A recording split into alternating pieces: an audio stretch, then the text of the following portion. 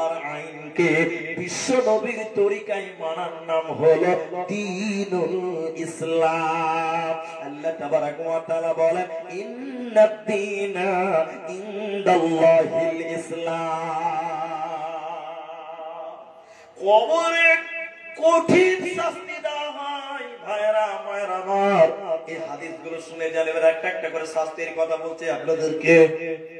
কয়েকটা হাদিস আপনাদের সামনে শুরু তুলে ধরবো, একটু ধৈর্য ধরে শোনার চেষ্টা করেন। হযরত আনাস রাদিয়াল্লাহু তাআলা আনহু বর্ণনা করেন, বিশ্বনবী বলেছেন, যখন কোন মাইয়াতকে কবরে রাখা হয় আর রেখে যখন আত্মীয় স্বজনেরা ফিরে চলে আসতে লাগে, ওই মাইয়াত তখন ওই লোকদের পায়ের আওয়াজ শুনতে পায়। আমাকে রেখে চলে যাচ্ছে, সে আওয়াজটা সে শুনতে পায়। ওই টাইমে দুজন ফেরেশতা এসে তাকে উঠিয়ে বসায়। ওই দুইজন ফেরেশতার নাম মুনকার নাকির। এরা দুজন এসে এরা ছবি দেখায়। ছবিটা কার? ছবিটাতে কি আছে? একটা ছবি, একজন ব্যক্তির ছবি। ওই ছবিটা কার? ওই ছবিটা হলো নবী মুহাম্মদুর রাসূলুল্লাহ সাল্লাল্লাহু আলাইহি ওয়াসাল্লামের। এবার ফেরেশতা দুইজন ওই ছবির দিকে ইঙ্গিত করে লোকটাকে বলছে, বলো বলো বলো, ওই লোকটাকে তুমি চিনো কি? তুমি বলো। যদি লোকটা মুমিন হয়, মুমিন লোক বলবে না আশহাদু আল্লা ইলাহা ইল্লাল্লাহ ওয়া আশহাদু আন্না মুহাম্মাদান আবদুহু ওয়া রাসূলুহু। আমি সাক্ষ্য দিচ্ছি ইনি আল্লাহর নবী এবং তার বান্দা। যখন মুমিনের কথা বলবে, সঙ্গে সঙ্গে ফেরেশতারা জাহান্নাম তার সামনে তুলে ধরবে। জাহান্নাম দাও দাও দাও দাও করে জ্বলছে। জাহান্নাম দেখাবেন কবরের ভিতরে, এরপরে জাহান্নামটাকে হটিয়ে দিবেন, সরিয়ে দিয়ে আল্লাহ ওর সামনে একটা জান্নাতকে তুলে ধরবে। জান্নাত কত আরাম জায়গা। সঙ্গে সঙ্গে ফেরেশতারা বলবে, ও আল্লাহর বান্দারা, যখন তুমি বললে তোমার জায়গা ছিল জাহান্নাম, যখন তুমি বলেছিলে এটা আল্লাহর নবী এবং তার রাসূল, ওই জাহান্নামকে কেটে দিয়ে তোমার জন্য জান্নাতকে বরাদ্দ করা হয়েছে। এই যে দেখো, এটাই তোমার জান্নাত। এরপরে নবীজি বলেছেন, শুনে নাও। বিশ্বনবী বলেছেন, যদি লোকটা মুনাফিক হয়, যদি লোকটা কাফের হয়, যদি লোকটা মুনাফিক হয়, ওই মুনাফিক কাফের বেনামাজি বেপরদা লোকটাকে বলবেন, মহিলাটিকে বলবেন ফেরেশতারা, বলো বলো এই লোকটাকে, ইনিকে, ইনার পরিচয় দাও। তখন ওই লোকটা, ওই মুনাফিক কাফের বলবে, জানি না, লা আদরি লা আদরি লা আদরি, জানি না জানি না জানি না। তখন এই ফেরেশতারা মুনাফিকটাকে বলবে, জানোনি কেন, জানোনি কেন, কিতাব থেকে কেন দেখোনি, বিবেক দিয়ে কেন দেখো নাই? তুমি তো পাগল ছিলে না? দুনিয়া বুঝতে, সংসার বুঝতে, ব্যবসা বুঝতে, সব বুঝতে, কিন্তু ইনাকে কেন বুঝতে পারো না? লোকটা যখন বলবেন লা আদরি, আমি জানি না, আমি জানি না ইনিকে, বিশ্বনবী বলছেন, উম্মত শুনে নাও। ফেরেশতারা লোহার হাতুড়ি নেবে, লোহার বিচুল নিয়ে নেবে, লোহার হাতুড়ি নিয়ে ওই মুনাফিককে মারতে আরম্ভ করবে, পিটতে আরম্ভ করবে। লোহার হাতুড়ি দিয়ে একে জোরে মারবে। নবীজি বলছেন, মুনাফিক কাঁদতে লেগে যাবে। লোহার হাতুড়ির বাড়িকে লোকটা হাও হাও করে কাঁদতে লাগবে, হাও হাও করে কাঁদবে, বিকট জোরে আওয়াজ করে লোকটা কাঁদবে। বলছেন, শুনে নাও, ওই লোকটাকে হাতুড়ির বাড়ি মারবে এবং লোকটা কাঁদতে লাগবে, চিল্লাতে চিল্লাতে কাঁদবে। নবীজি বলছে, ওর কান্নার আওয়াজ সারা পৃথিবী শুনতে পাবে।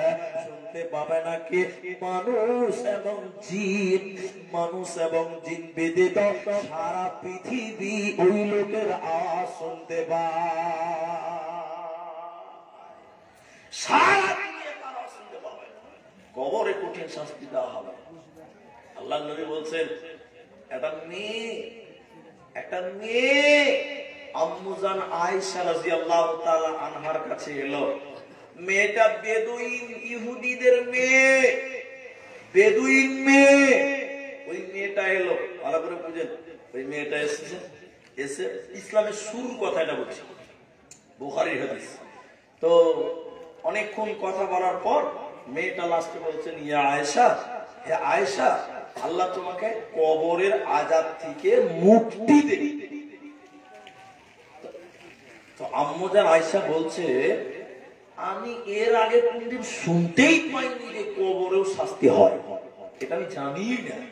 আল্লাহর নবী এলো, নবীজির স্ত্রী আম্মুজান আয়েশা নবীজিকে জিজ্ঞাসা করলেন, ইয়া আল্লাহর নবী, ইহুদীদের মেয়ে এসে আমাকে বলল, আয়েশা তোমাকে যেন কবরের আযাব থেকে রক্ষা করা হয়। নবী গো, কবরের আযাব কি সত্য? নবীজি বলছেন, আযাবুন কবরি হক, কবরের আযাব সত্য। আয়েশা, কবরে কঠিন শাস্তি দেওয়া হবে, কবরের আযাব সত্য।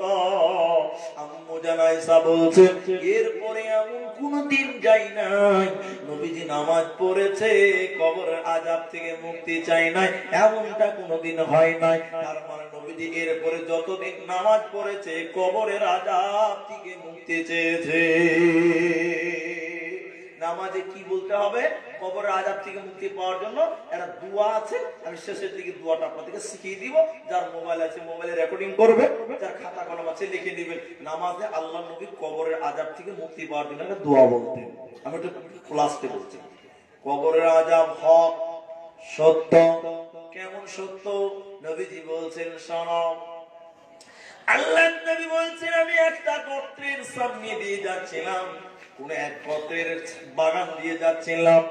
বাগান দিয়ে যখন যাচ্ছিলাম, নাজ্জার গোত্র, নাজ্জার গোত্রের একটা বাগান দিয়ে আমি যাচ্ছিলাম, বাগানের সামনে দিয়ে। আমি যে খচ্চর, আমি যে গাধা, আমি যে খচ্চরের উপরে যাচ্ছিলাম, নবীজি বলছেন খচ্চরটা ওই বাগানের কাছে যে এত ছিটফিট করতে লাগলো, খচ্চরটা মনে হচ্ছে আমাকে তার পিঠে থেকে নামিয়ে দিবে, ফেলে দিবে। এটা গাধা ওই বাগানের সামনে আমাকে এমন করে লাফাচ্ছে, ফেলে দিবে। আমি নামলাম, নেমে দেখলাম ৫-৭টা কবর দেখতে পেলাম। কি দেখতে পেলাম জোরে বলেন? কবর। কি কবর? আমি তখন জিজ্ঞাসা করলাম, যারা আছে আশেপাশে, তোমরা কি বলতে পারো কবর গুলো কাদের, তারা কারা? একজন লোক বলছে, হুজুর এরা সবাই মুশরিক, মুশরিক অবস্থায় মারা গেছে, মুশরিকদের কবর। নবীজি তখন কণ্ঠরত অবস্থায় বলছিলেন, আল্লাহ নবী তখন বলছিলেন, সাহাবীরা আমি দেখতে পাই, আমি শুনতে পাই, তোমরা শুনতে পারো না। আমাকে আল্লাহ জানিয়েছে, তোমাদেরকে জানাই না। এই কবরগুলোতে শাস্তি দেওয়া হচ্ছে, এই কবরের কঠিন শাস্তি দেওয়া হয়। নবীজি বলছেন, সাহাবীরা রে, আমি আল্লাহকে বলে দিতাম, আল্লাহ আমার উম্মত উম্মতিকে তুমি কবরের আযাবটা শুনিয়ে দাও, কবরের আযাবটা শুনিয়ে দাও। ভিতরে মানুষের কত কান্নাকাটি করে আমি শুনিয়ে দিতে বলতাম, কিন্তু বলছি না কেন?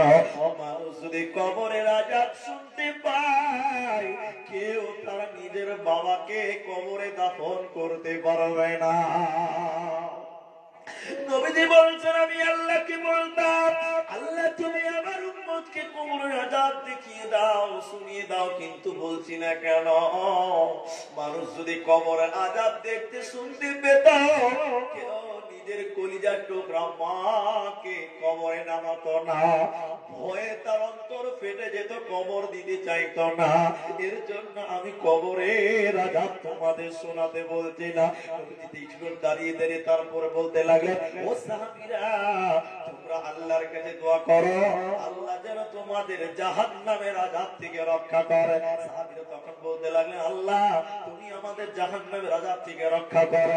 এরপর নবীজি বলছেন, তোমরা আরো দোয়া করো, আল্লাহ যেন তোমাদের কবরের আযাব থেকে মুক্তি দেয়। সাহাবীরা বললেন, আল্লাহ তুমি আমাদের কবরের আযাব থেকে মুক্তি দাও। এরপর নবীজি বললেন, তোমরা দোয়া করো, আল্লাহ যেন তোমাদের দুনিয়ার যাবতীয় ফিতনা থেকে রক্ষা করে। সাহাবীরা বললেন, আল্লাহ তুমি আমাদের দুনিয়ার ফিতনা থেকে রক্ষা করো। নবীজি বললেন, দাজ্জালের ফিতনা থেকে যেন তোমাদের মুক্তি করে, আল্লাহর কাছে দোয়া করো। সাহাবীরা বললেন, ইয়া আল্লাহ তাবারাক ওয়া তাআলা, আপনি আমাদেরকে দাজ্জালের ফিতনা থেকে আমাদের মুক্তি দেন, নাজাত দেন, এই দোয়া করলেন। এরপর নবীজি বলছেন, সাহাবীরা রে, কবর খুব কঠিন জায়গা, কবর সব বিচুর ঘর, সেখানে কঠিন শাস্তি দেখো, অতএব কবর থেকে পালাবার উপায় রবে না। এর নাম কবর। আল্লাহর নবী বলছেন কবরের শাস্তি, কবর সাপ বিচ্ছুর ঘর। আমি আপনাকে আরেকটা হাদিস শোনাই, আপনাকে ছোট করে বলি, 12টা বেজে গেছে, কিছু টাইম আমরা আগিয়ে নিলাম অনুমতির সাপেক্ষে, একটু আগাবো। কিন্তু আপনাদেরকে অনুরোধ করছি আগাবো বলে 1 ঘন্টা তা নয়, কারণ আমরা সব দিক লক্ষ্য রাখবো। আপনারা যারা আছেন কমসে কম আরো আধা ঘন্টা টাইম বসবো, আমরা আলোচনা করব, সবাই থাকবো ইনশাআল্লাহ। এত আসতে বলছেন ইনশাআল্লাহ, ইনশাআল্লাহ বলুন। জি, হাদিসটা শুনেন, আল্লাহর নবীর হাদিস, হাদিসের রাবী হযরত আবু হুরায়রা খুব মনোযোগ ছিলেন। শাস্তিটা কেমন কবরের ভিতরে হবে।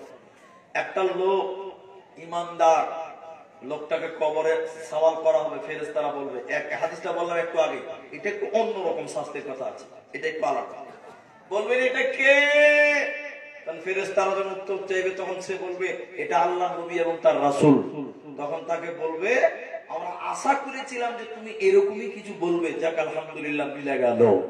তাকে জান্নাতের সুসংবাদ দিবেন এবং তার কবরটাকে প্রশস্ত করুন। কতটা? 70 হাত তার কবরকে চওড়া করে দিবেন, আলহামদুলিল্লাহ। এরপরে মুনাফিক, এরপরে কাফের। মায়েরা আমার, বোনেরা আমার, হাদিসের সেশন এসেছে মুনাফিক এবং কাফের।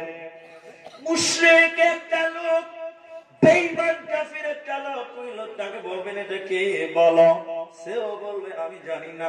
লোকেরা যা ধারণা করতো আমিও তাই ধারণা করতাম, লোকেরা যা মনে করতো আমরাও তাই মনে করতাম, আমি ইনার সম্পর্কে বেশি কিছু জানি না। ইনি বলতেন নবী মুহাম্মদ সাল্লাল্লাহু আলাইহি ওয়াসাল্লাম।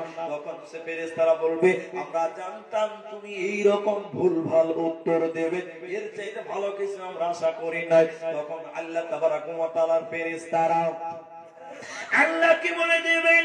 আল্লাহ তখন বলবেন জমিন রে, আল্লাহ তখন মাটিকে বলবে মাটি রে,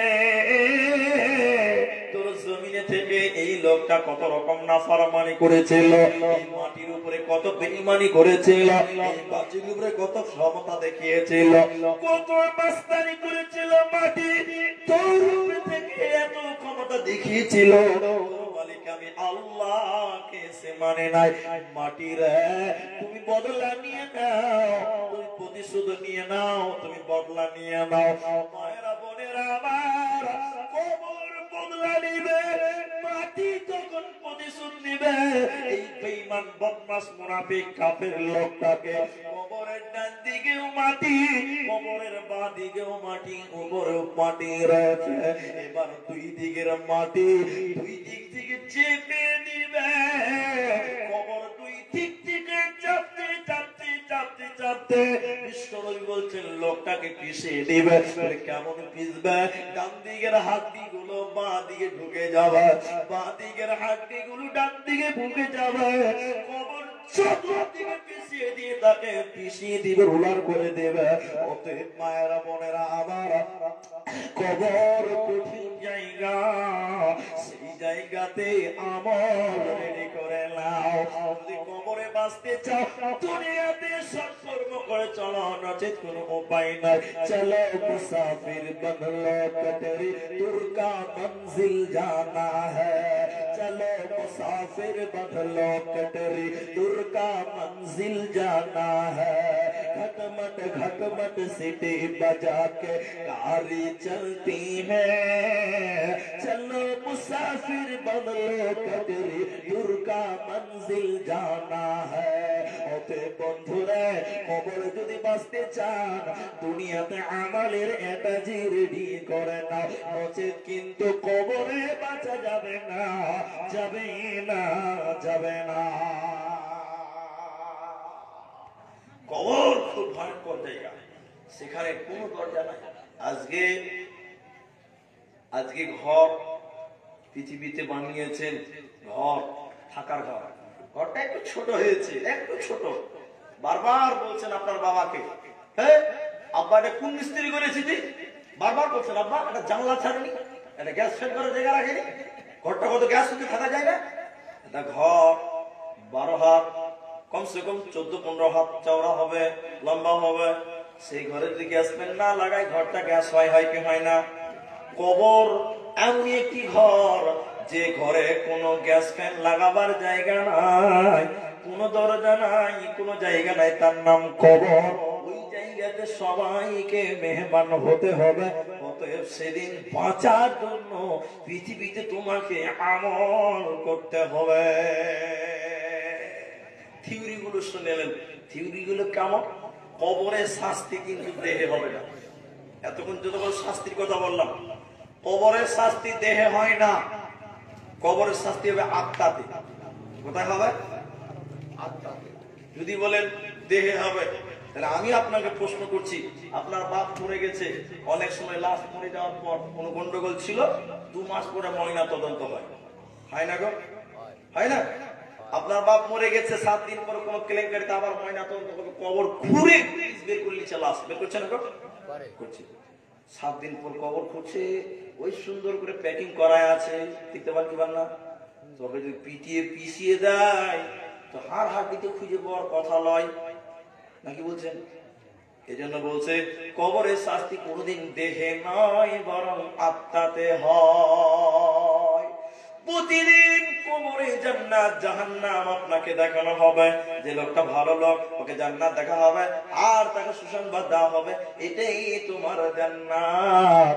কবরে শুয়ে যাও, বাসুর ঘরে যেমন বর কনে ঘুমিয়ে যায়, আনন্দে ঘুমিয়ে যাও। প্রতিদিন তার সামনে জান্নাতকে পেশ করা হয়। আর যে লোকটা বদমাশ, যে লোকটা নামাজ পড়তো না, রোজা রাখতো না, আল্লাহর বিধানকে মানতো না, ওর সামনে প্রতিদিন জাহান্নামকে পেশ করা হবে, আর তাকে আতঙ্কিত করা হবে। তোমার কোনো উপায় নাই, উপায় নাই। এজন্য আল্লাহ নবী কবর থেকে বাঁচার জন্য প্রতিদিন প্রতি নামাজে আল্লাহর কাছে আশ্রয় চাইতে, আল্লাহ তুমি আমাকে কবরের আযাব থেকে রক্ষা করো। কিন্তু বড় আফসোস, ইসলামে খুব সময় সময় কথাটা বলে দিই, তারপর আল্লাহ নবী বলছেন কেউ যদি জানাজা নামাজ পড়ে তাহলে তাকে কত নেকি দেওয়া হবে? 1 কেরাত। সবাই বলেন কতটি? 1 কেরাত। 1 কেরাত মানে 1 উহুদ পাহাড়। কথাটা বুঝেন, আমি ছোটদের কেটে কেটে বলছি। 1 কেরাত জানাজা নামাজ পড়ে নাকি পাবেন। 1 কেরাত 1 উহুদ পাহাড়।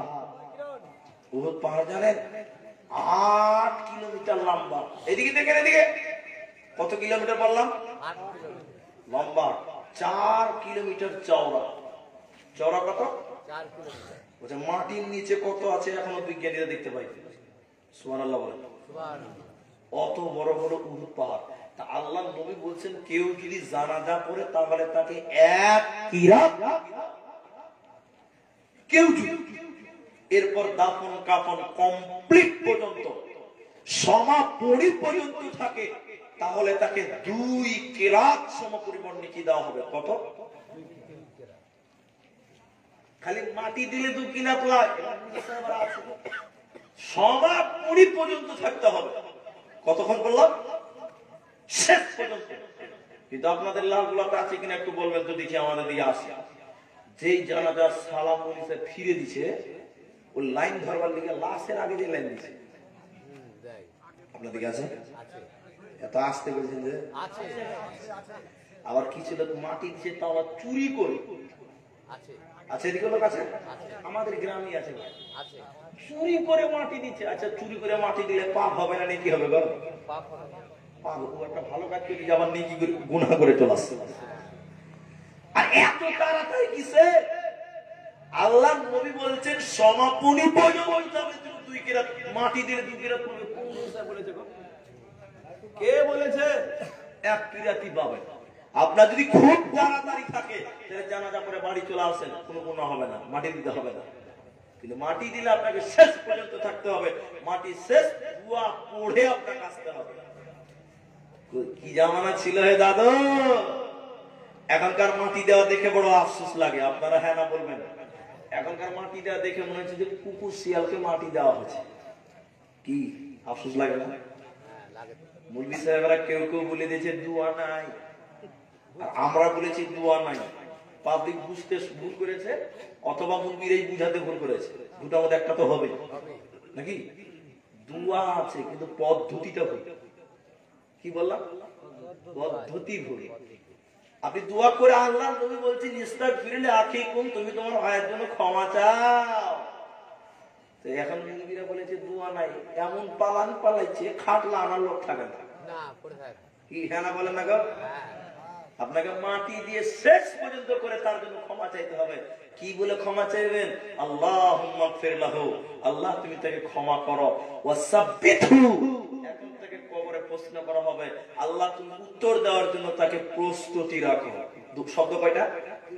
দুটো। আরেকটা আছে ওয়ারহামহু, এই তিনটা শব্দ পাওয়া যায়।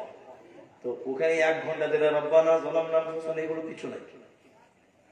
এখন আপনাকে তিনটা কথা বলতে হবে। যদি আরবিতে না পারেন বাংলায় বলবেন, আল্লাহ তুমি তাকে মাফ করো, আল্লাহ তুমি তাকে অটুট রাখো, আল্লাহ তুমি তাকে রহম করো। এই তিনটা কথা বলতে হবে। আর আপনি মাটি দিয়ে ইচ্ছাই করে পালিয়ে গেলেন, কে বলেছে? এক কিরাতে লিখে বলবেন। আমার কথা বুঝাতে পারিনি এখনো। আমি বলতে চাইছি জানাজাতে এত ফজিলতের কথা নবী বলছেন কেন? জানাজার ব্যাপারে এত ফজিলতের কথা নবী বলছেন কেন? তার মানে এটাকে বলা হয় লোভনীয়। কি বলা হয়? আপনারা আপনারা স্কুলে পড়েছেন প্রাইমারিতে, আগেকার প্রাইমারি স্কুলে ডিম দিত, দিত না? কেক দিত। কেক দেয়নি? কেক দেয়নি আপনার দিকে? পাউরুটি দিত। অনেক খেয়েছি আমরা, খাইনি? অনেক খেয়েছি। কেন দিয়েছে বলেন তো? গরিব মানুষের ছেলেরা না খেয়ে থাকতো। সরকার বলেছিল পূর্বী স্কুলে পাউরুটির লোভে যেন স্কুলে আসে, তার জন্য দিয়েছেন। দেয়নি? জানাজাতে এত লোক দিচ্ছেন কেন? বিশ্বনবী বলতে চাইছেন একটা লোক গ্রামে জয়রামপুরে মারা গেল, লোকটা আমার সেবা বয়স্ক লোক, আমার বন্ধু মারা গেল, লোকটা আমার সঙ্গে থাকতে মারা গেল, আমার সামনে থেকে দাফন করা হলো, কাফন করা হলো, মাটি দিয়ে দেওয়া হলো। নবীজি বলছেন তোরা আয়, তোরা আয়, তোরা আয়, এই দৃশ্যটা দেখ, তোর বিবেক চেতনা তোর চেঞ্জ হয়ে যাবে। কবর দেখলে মানুষের মন মানসিকতা পরিবর্তন হয়। নবীজি বলছে তোরা কবরের কাছে যা, কবরের কাছে গেলে তোদের ঈমান পরিবর্তন হবে, তোদের ঈমান বাড়বে, আল্লাহর ভয় ঢুকে যাবে। এজন্য কবরের ব্যাপারে এত ফজিলত দিয়েছে। যে লোকটা পাটি দেওয়া দেখলো, দাফন কাফন দেখার পরেও যদি পরিবর্তন না হয়, এর মতন হতভাগাকে পৃথিবীর কোন মুলবি সাহেব পরিবর্তন করতে পারবে না। এজন্য কবরে এত লোভ, এত লালসা, এত লোভনীয় অফার আল্লাহ রাসূল দিয়েছেন যে তোরা কবরে আয়। কবর দেখলে মানুষের আখিরাত স্মরণ হয়, হয় না? হয় না? বাবা মারা গেছে, একটু সময় করেন বাবার জন্য, একটু আল্লাহকে বলেন আল্লাহ বাবাকে তুমি ক্ষমা করো। নেক্সট ছেলে যদি বাবা মায়ের জন্য দোয়া করে, আল্লাহ সেই দোয়া ফিরাই না, বলেন সুবহানাল্লাহ। আল্লাহ রাসূল বলেছে তিনটা জিনিস আল্লাহ মাফ ফিরিয়ে দেয় না। তিনটা জিনিস, তিনজনের দোয়া কবুল করে।